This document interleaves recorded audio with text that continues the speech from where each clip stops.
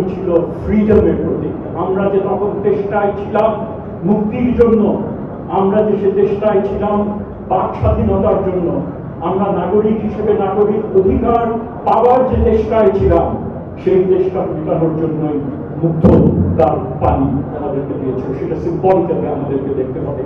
কাজেই আমি প্রত্যেকটা করে আবার করে সেই পরিবারগুলোর যে ন্যূনতম তারা চাহিদা দাবি তারা করছে, বিচার যেন তারা পান। যে বাংলাদেশ সমতার বাংলাদেশের জন্য তাদের সন্তানরা যে স্বপ্ন দেখেছিল, সেটা যেন তারা পান। আসুন আমরা সবাই মিলে আমরা সেই বাংলাদেশ গড়ে তুলি।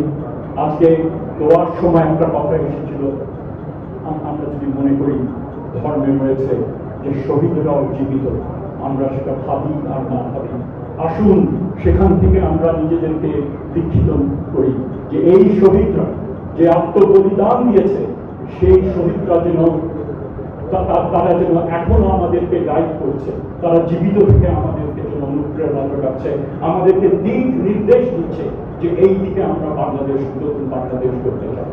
সেটা বিবেচনায় রেখে এই রঙ্গিন পরিবেশে তাদের প্রতি সশ্রদ্ধ সালাম জানিয়ে আপনাদের সকলকে ধন্যবাদ জানিয়ে আমি আমার